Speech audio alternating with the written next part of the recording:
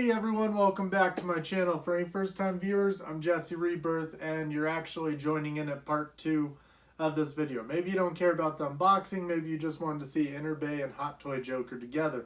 I had also done a video previous on the Enterbay Batman and the Hot Toy Batman from Batman Begins, and given a lot of time, these are both stock, nothing's different about them, but given enough time to look at them and think about them and everything, I still stand by the Enterbay suit is much better, more realistic, more spot on with the movie, but the Hot Toy head sculpt is just awesome and his accessories turned out really good, and he's a really solid made figure with clicking joints and all. And we have the very first 1/4 scale, the Batman from the Dark Knight. So ever since we got this Batman, we've been waiting on a Joker. Now, I don't know if it's a good thing that they waited so long to do a 1/4 Joker, but I think that kind of happened because Enterbay pumped out a Batman Begins Batman and their Enterbay Joker. So we're going to go in, we're going to dig in, and we're going to see some of the things that I feel about them, like where some fall short and where the other one really picks it up. But to be honest, as a complete Joker lover, I think both are essential. I think both are excellent, and let's get right into this. Alright, so right off the bat, let's start with something as trivial as like the base. I mean, some people really care about the bases. I think Hot Toys base is really cool. They did something unique. They've had these little pieces they added on. They did it the same thing with the Batman Begins base.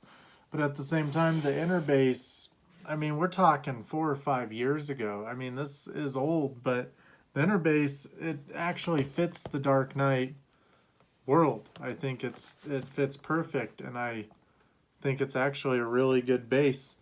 I do like, though, that the Joker for Hot Toys gets the crotch holder, where this one has it wrap around his leg.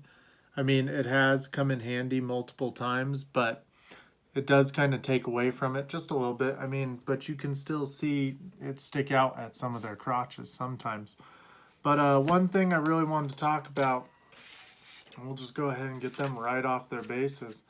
We'll lay these guys down so all the light can splash on them, and we can really see what they're about. But one thing I'd like to talk about is I've noticed that the Hot Toys Joker is a tad shorter than the actual Enterbay Joker. And if you take a look down here at our boots, you can see basically Hot Toys Joker went the same way as the 2.0 1/6 scale did. It's got this real like felt, it is like a suede type part to his shoe, and we get the knife that goes in the front, and we got the actual little laces, as to where Enterbay Joker got these actual leather style shoes, and you can tell that that's exactly what they are with the laces. To me, I think these shoes look more like his shoes, and these ones are fancier though on the Hot Toys. So I would go Enterbay shoes if if I had to choose. Now, looking at a lot of the costume design by Lindy Hemming, I found out a lot about the character's suit and everything. But if you take a look, our design isn't very pronounced on the Hot Toy version, but you can really see the lines showing out on the Enterbay's pants. Now, if I had to go one way or the other, I would lean more Hot Toys for the pants. Even though I do like these pants, these ones just feel more kind of natural. I don't know, something about it. Now, let me go ahead.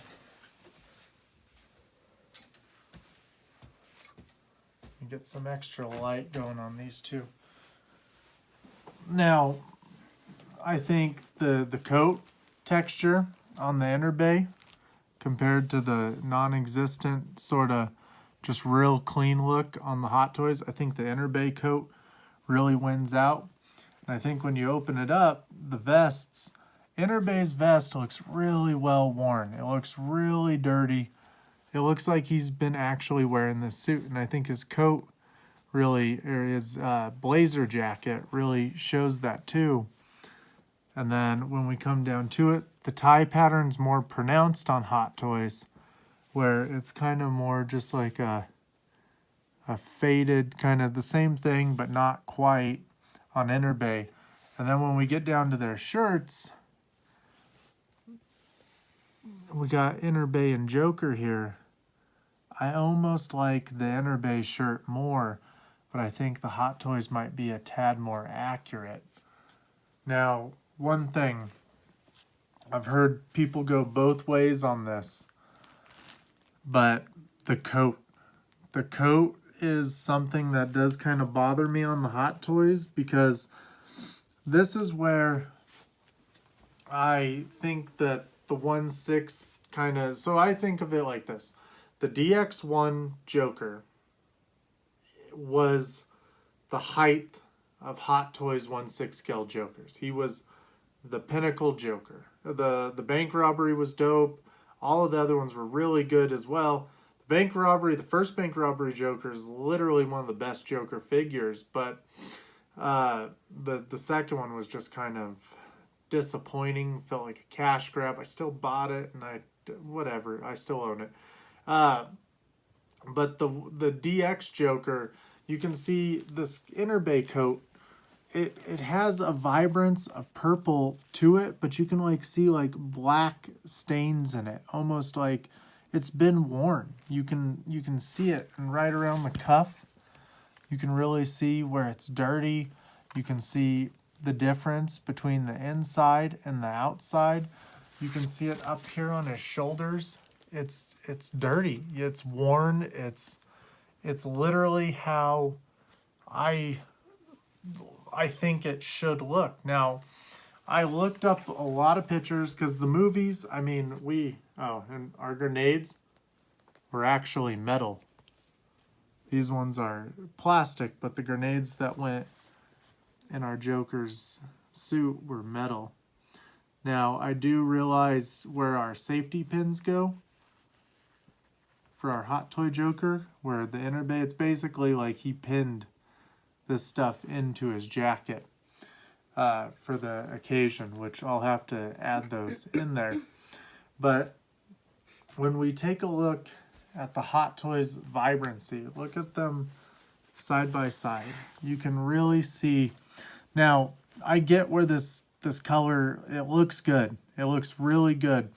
But it looks good in like a Jack Nicholson-ish, like Joker, where he had that real clean look to him, even though his coat was a bit darker. I had actually been kind of breezing through the comments on my Joker video as they were coming in, and I haven't gotten a chance to get around to them because, I've been editing stuff. But it's just like, I've seen it a lot. People really like the jacket, or some people feel the same way, where the Joker is this chaotic guy. He's dirty. In the movie, he was always messy. He had paint on his fingers. His makeup was never right. And that's where I want to really lean in on the head sculpts, where right off the bat, I went back and I was looking at photos and I was thinking about it. His Joker's hair is rarely never hanging down in his face at some point in the movie. There was the part in the prison cell where his hair was pulled up and back, and it was more messy and everything because he had just been arrested on purpose. But I think something about it, the hair not being on his face shows us too much of his face. It's almost like when girls would pull their hair back as like in the middle and let it hang down the sides, and they'd bobby pin it up there for a long time. It was like a big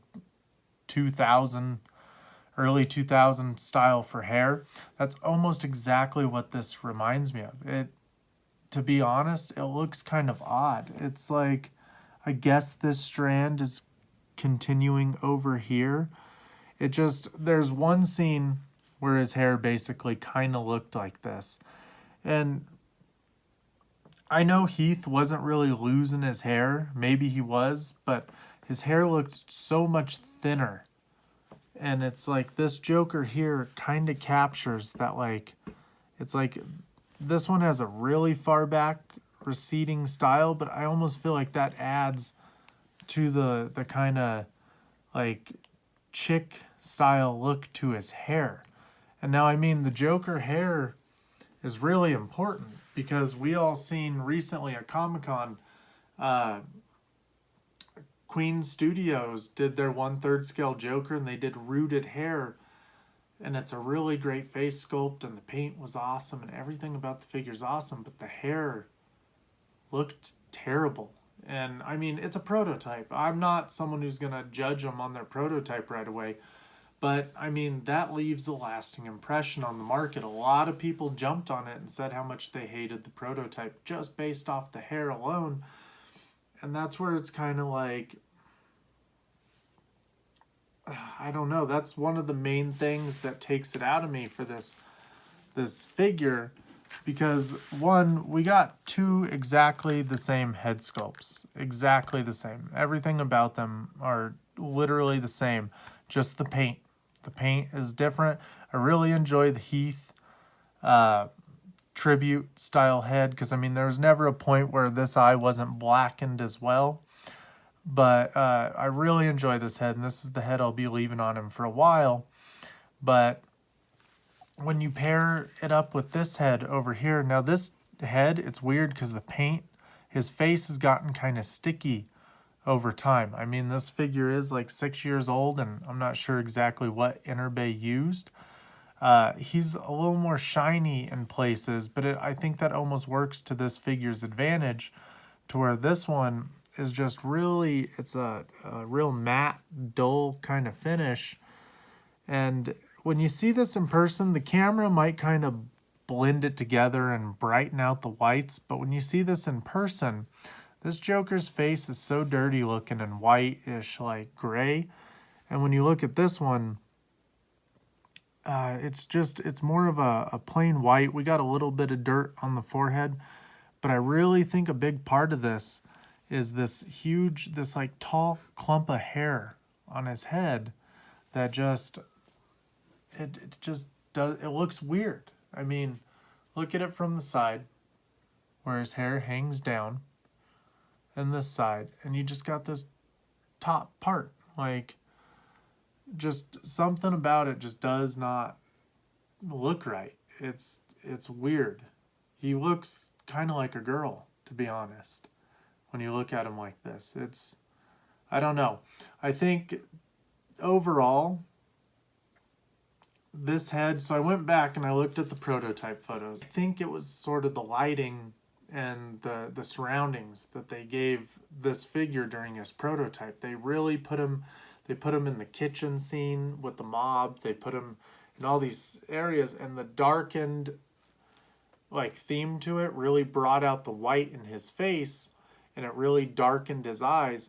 But when you see it in person, it's good, but it doesn't feel quite as chaotic as it was supposed to be. It feels like the DX1 still is the high water mark for the suit, but it felt like the DX2 nailed down his messy makeup. And it's weird, or the DX 2.0, and it's weird for them to go from the DX 2.0 and for them to they definitely, the suit is a lot better. I know that the other suit was made by, oh God, I cannot remember his name for the life of me. And that was back when I was part of the 1/6 Republic and I was active in it. I mean, I'm still in it, but I rarely go there. But there was this really good artist. I think he was from Japan or maybe China, but I know Hot Toys brought him in to do the suits for the DX2, at least lead the way of how it goes, and they really paved the way on the inner suit. But the outside, the jacket, was this real vibrant, like really kind of coarse material. You could see him at the beginning of the other video, and I think this coat was a huge improvement on that coat. I think it's more subtle of a material fill. You can see that it is a little darker and dirtier than it is at the bottom. I mean, his jacket is good. His jacket, I think the thing that happens is when you're looking at these Jokers, when you look at not the prototype, but the screen test photos of Joker, his jacket is the perfect mix of these two. It's got some of that vibrant purple in it, but it's dirty. It's really weathered. And I think this coat for Enterbay nails that feeling a lot more than the Hot Toy Joker. But in certain lighting, his coat really does look like it pops. It looks like it's real bright. But the stuff that actually made it into the movie, it all had this like gloomy kind of dark feel to it. I feel like this Joker for Enterbay hits that way more on the head than this Hot Toy one. And I think it really is his mouth. I think you can see the lip on the left side a little higher. He's got that slight smirk to it, and this one's more like kind of like just slightly open mouth. His eyes. I mean, this forehead really comes out as to where our forehead over here, it doesn't. It really doesn't protrude as much. I think that might be sort of because of our hair. But when you look at their profiles, I think it's also, we have so much hair on the back here, and I don't feel like Heath Ledger's Joker's hair ever looked that thick. Like, there's so much back there. And when you take a look at this other profile that I'm seeing, I mean, that really says a lot. With the hair on his face, I mean, the difference between them are night and day. And you can see how we don't really have a lot of hair back here, but here, there's just a bunch hanging down. I like the effect they did, but I think this effect, the layering effect, actually hurt this figure more than it helped. Because, I mean, when you take a look at this Joker, we have slight layerings. Look, this piece, you can see the lines where they added, you know, this extra layered on pieces. But I think even that, it's a little more, I wouldn't say primitive, but I think it just ended up working better than this really thick feeling hair here. I really think that's one of the main problems, is he's missing at least a strand of hair that goes down in front of his face. And it makes me almost wonder, like, it would work good for the prison scene. It would look good for the other head. But I think, now, I may be wrong, and I've learned over time that people are ride or die. Hot Toys, or ride or die this or that. I'm just being objective here. I'm just telling you what I think. I think it was really lazy to give the exact same head sculpt, just painted differently. I think for the way Hot Toys used to be, when we got the bank robber Joker, we got a really good head sculpt. And then we got the hair pulled back so that the mask could go on. I mean, it's awesome, and it doesn't make sense for him to wear this mask with this outfit. Maybe we will get a bank robber 1/4 in another 5 years or something, when they need to pull out the Heath train again, or the moneymaker for him. I'm sure this figure's selling well. I'm pretty sure it sold out before it even released at most places. It's definitely good for someone who missed the Enterbay Joker. And I'm such a fan of Heath's Joker that I couldn't pass it up. I'm such a fan of Hot Toys. I couldn't pass it up. There was just so much that I really wanted this figure to be excellent. And he is in ways, but he's not, I don't prefer him over the Enterbay Joker. And for the exact reasons. Now, his accessories, he came with a few extra. They did something different, gave him a crowbar, gave him the revolver and all that, gave him his little pencil We got the same knife. It's bigger than the knife that Enterbay has, but I don't know if that's doing it any favors, really. It's kind of like Enterbay is taller and lankier, but Hot Toys is, you know, he's got like bigger hands all around. But, and this knife doesn't actually recede down.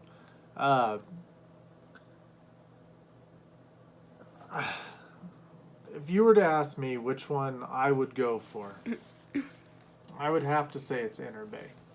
Just based off the two. You can see the height difference right here. Both on flat ground. They almost look like two different scaled figures, to be honest. See it from behind.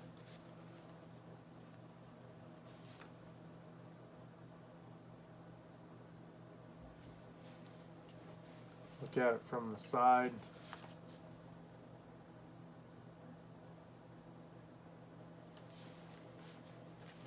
And it's almost like the more I play around with these two, I really feel like the Enterbay Joker nails down a lot of things that the Hot Toy misses.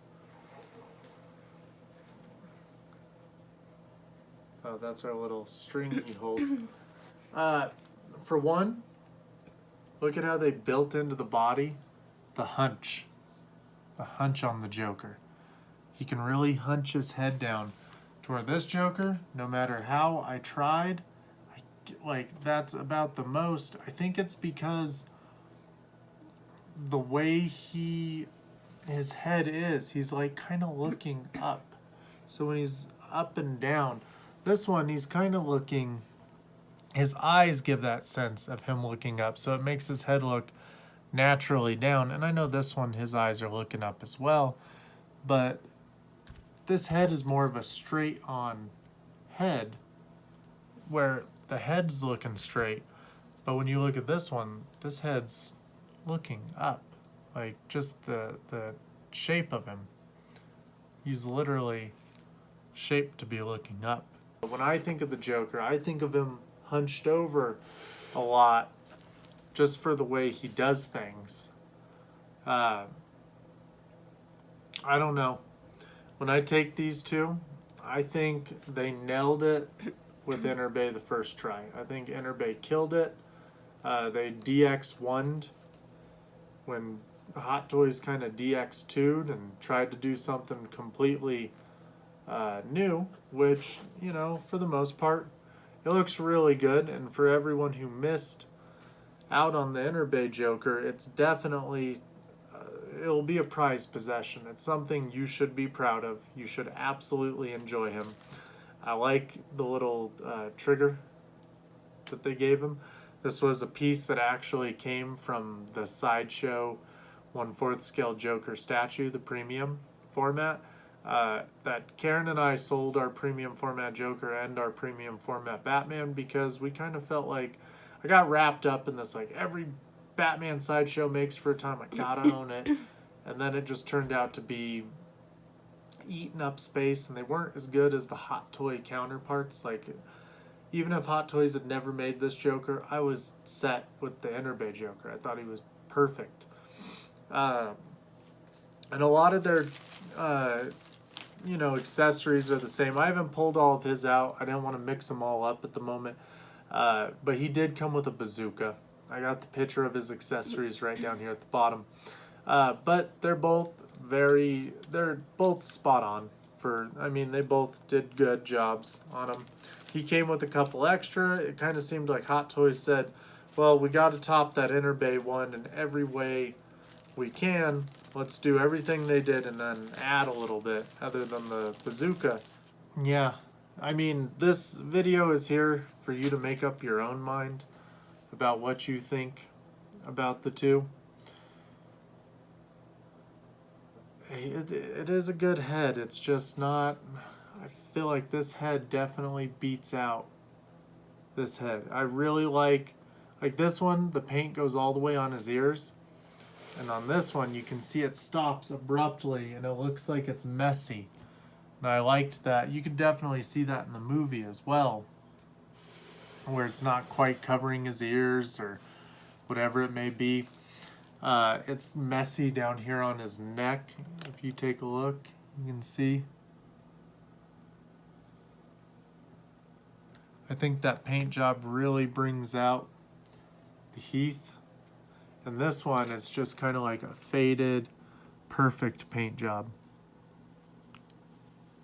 I think the lack of messiness on him, the messiness looks overly done and fake on this head, that it doesn't come off as messy, as to where on this one, it absolutely does. But I mean, that's all preference, and you know, you can make up your own mind about all that. I'm just kind of giving you my thoughts on the two. I definitely think together, I think the height for the Enterbay, and I think the skinniness of him and his outfit, in my book, definitely makes him the winner in my eyes. And his coat, it's all about the coat. That was one of the main things when I got the 2.0 1/6 scale Joker, and I bought two of them because I really liked the table and all of that. I wanted to do one with the prison, one where he's normal. But with the Joker 2.0, I was so disappointed on his coat, and it was just too vibrant and too coarse and too everything for what the DX1 nails it with the coat. And Enterbay, it's like Enterbay literally bought the DX1 and did everything exactly the same, blew it up, and nailed it for their 1/4. But again, I mean, look at how high this shoulder's sitting to this shoulder, and their bases don't have much of a difference to them. I mean, he's just so much taller and kind of lankier, because I don't know how tall Heath Ledger was. I'm pretty sure he was a tall guy. Yeah, he was kind of tall. Yeah, I could believe it.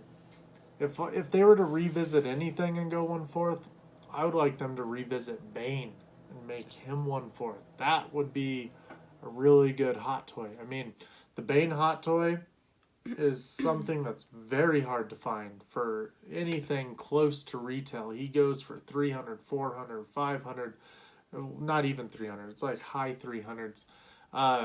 There is some third-party companies on 1/6 Outfitters that is doing a normal Bane. They're doing a delivery Bane. And yeah, I think that's it for right now. Because I know I bought two of the normal Banes. There's something I always wanted to do with them.